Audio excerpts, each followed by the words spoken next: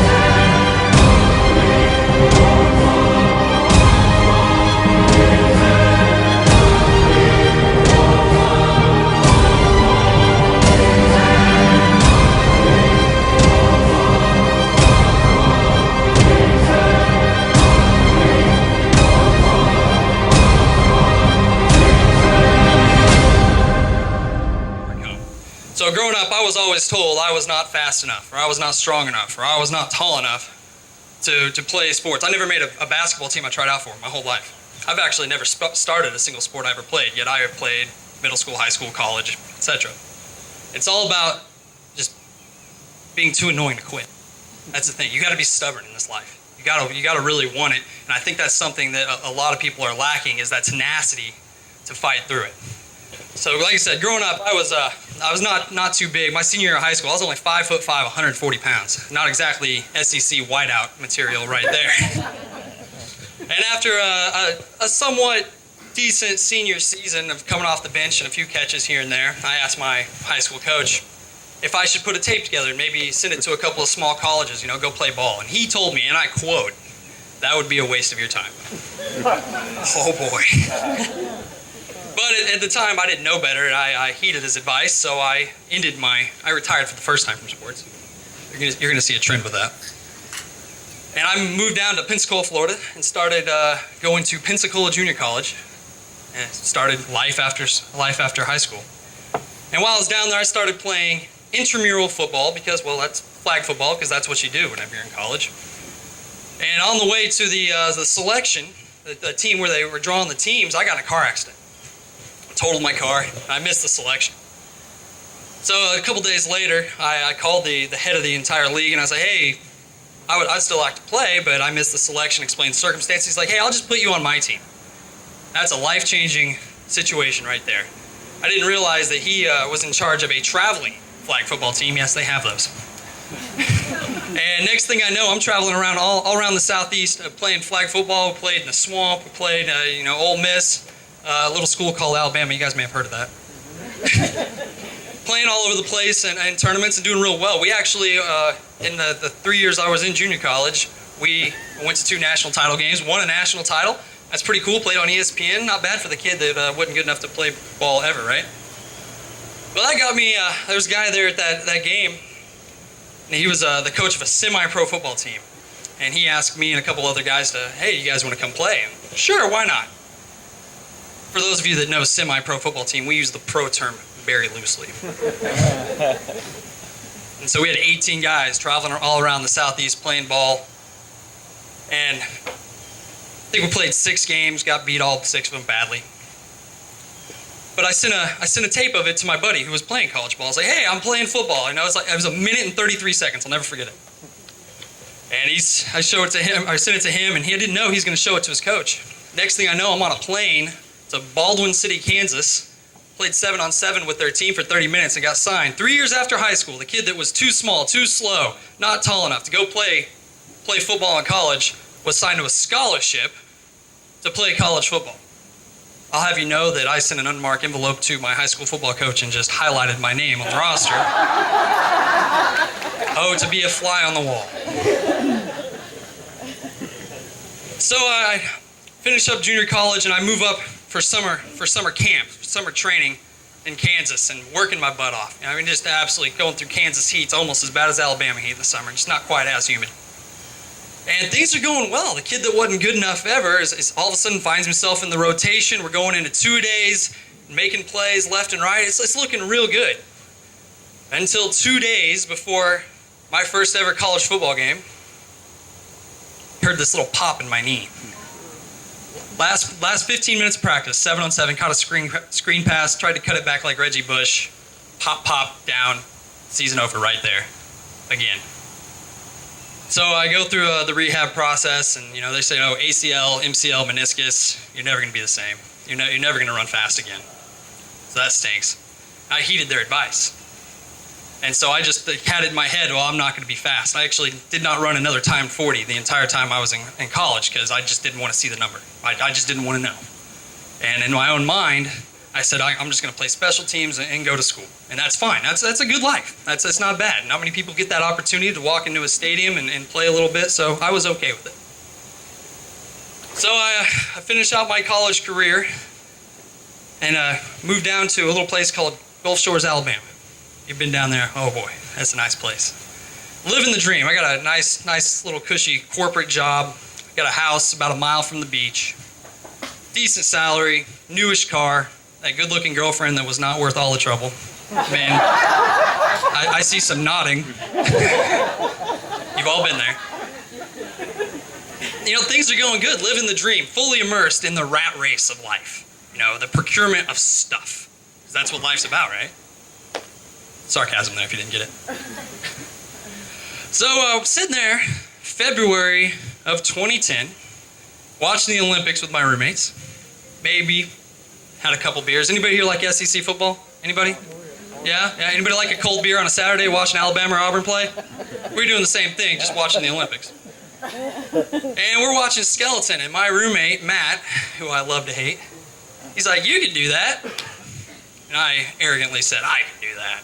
So we did what anybody would do, right? We Googled it right then and there while still watching it. And found our federation's website and filled out an athlete resume. Well, when you're filling out an athlete resume, saying that you played wide receiver in college does help you in that avenue. But I figured there's a million people doing this exact same thing right now, so I didn't think anything of it. It was a joke, right? 3 weeks later, I get an email from a recruitment coach. It says, hey, we think you'd be a good candidate for this stupid sport called skeleton. Why don't you buy a plane ticket and come to Lake Placid, New York and give it a try?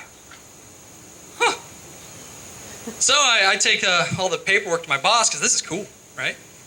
And I give it to my boss like, hey, I really would like to do this. But I'd worked there 11 months and I had accrued 4 days of vacation and it was a week-long tryout. And I needed an extra day off. Unpaid, I don't care. I just want to go. He said no. So my ego got in the way and I gave my 2 weeks notice on the spot. You can assume how that went. By the way, that phone call home to mom telling her that I just quit my job did not go well. So I hop on an airplane, go to Lake Placid, New York, and they run us through something similar to the NFL Combine. And lo and behold, that kid that didn't run a 40 the rest of college, go out there and ran 4.48. For those of you that are SEC fans, you know that's pretty quick. Who knew, right? And they put me on a sled from half track and just kicked me off. Didn't even tell me how to steer the darn thing. They're just like, hey, just have fun. And I fell in love. I fell in love.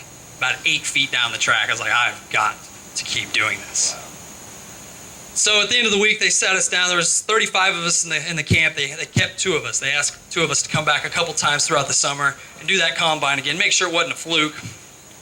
And from February 16th of 2010, watching the Olympics, to September 17th of 2010, I went from working in a cubicle, having what looked like the beginnings of a pretty nice life, no complaints, to giving up all of that and getting an invitation to live at the Olympic Training Center in Lake Placid, New York, to slide headfirst down hills for a living. It doesn't pay, but living. Not a bad gig, right? So I move up there, and once again, I'm still not the fast kid. I'm not quite fast enough.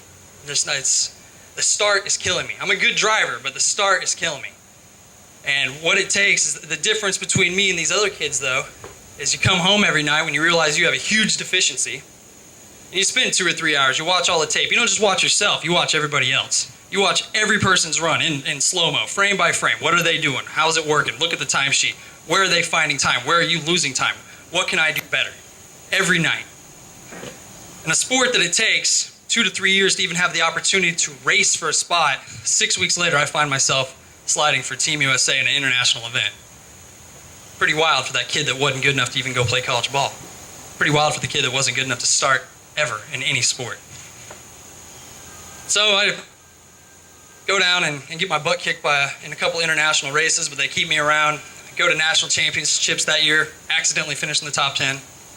And I decide I need to really commit to this if I want to do it. So I got a 1-bedroom apartment with 2 other athletes. Yeah, tight, 330 square feet. Yeah.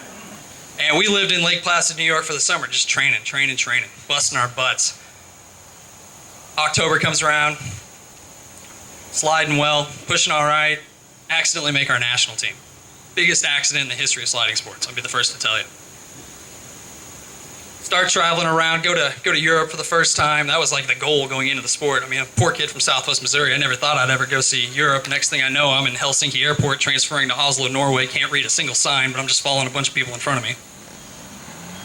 And racing all around the world. Loving what I'm doing, loving life. Next thing I know, there's an injury, and I find myself on World Cup, and all of a sudden you've got a bunch of TV cameras around, and stand at the top of the Whistler Sliding Center in Vancouver, Canada, where the Olympics were in 2010. Fastest track in the world, most dangerous track in the world, going over 90 miles an hour, pulling 6 Gs, scraping your face on the ice. They say we have our chin a couple inches above the ice. You just look at our helmets, there's no paint on the front. And I'm standing there on that starting block, and I hear over the loudspeaker, now representing the United States of America, Greg West. And in that moment right there, I said, this is for real. Actually, I said, this is cool, and there's a really bad AP photo of me going like this. But that's the moment I decided, this is for real, this is serious. I want to do this at the world's biggest level. I want to go to the Olympics. I went down and didn't slide real well that day. I think they call it choking is the technical term. But I decided it was time to really even step it up a notch and continue training. Worked hard for the next 2.5 years after that. Comes down to Olympic trials last year. Long story short, I missed the games by 2 spots and 8/100ths of a second. Wow. The longest 8/100ths of a second of your entire life. So there's a lot of people that would burn out. You're like, man, that's tough. 4 more years for 4 minutes of your life if you're one of the guys that makes it. That's a tough road to toe. So I sat down and reevaluated, as I think is very important, and this is where we get into the goal setting. The first thing is to evaluate what the problem is. Well, the problem is I was 8/100ths of a second too dang slow. Well, what can we do better? We can change training, we can change the sled, we can change the runners. There's a million things. These things are like Formula 1 cars. You can do a million things to them. But the biggest thing is to have a plan, and that's really what I want to instill upon you today. I think a lot of people are walking through this world and walking through this life, and they just like, I want to do this, and they're just like throwing darts at goals. There's no method to the madness. I want to do this, I want to do that, but they don't have steps 1 through 10. They're talking about step 200. And I firmly believe that one of the things that has helped me continually overcome the people saying you're not good enough or overcome the adversity is having a plan. And one of the things I learned when I was at junior college, at Pensacola Junior College, is this goal-setting paradigm called the pyramid. And the concept is very simple, but I think it's something you can apply to your life. The bottom of the pyramid, that's your immediate goals. That's like stuff as simple as, I want to eat lunch today. All right? And then the next step up, that's your short-term goals. And by accomplishing your immediate goals, by default, you accomplish your short-term goals. And by accomplishing your short-term goals, by default, you're going to start accomplishing your moderate-term goals, and so on and so forth, until you accomplish that ultimate goal. Now, all of a sudden, that ultimate goal is not so bad. That $1.95 million is so hard to accomplish if you have benchmarks along the way. It's all about having a plan. One of my mentors, his name's Eric Bernotis, he went to 2 Olympics for the U.S. He has this saying that I live by, and I want you to say it with me here in a second, but I'll say it first. Plan the work. You work the plan. Feel it, see it, believe it, and you will do it. Say it with me. Plan the work. Work the plan. Feel it. See it. Believe it. And you will do it. Thank you very much. I appreciate you guys having me here today. My name is Greg West. Look forward to going around and meeting some of you throughout the rest of the day. Thank you.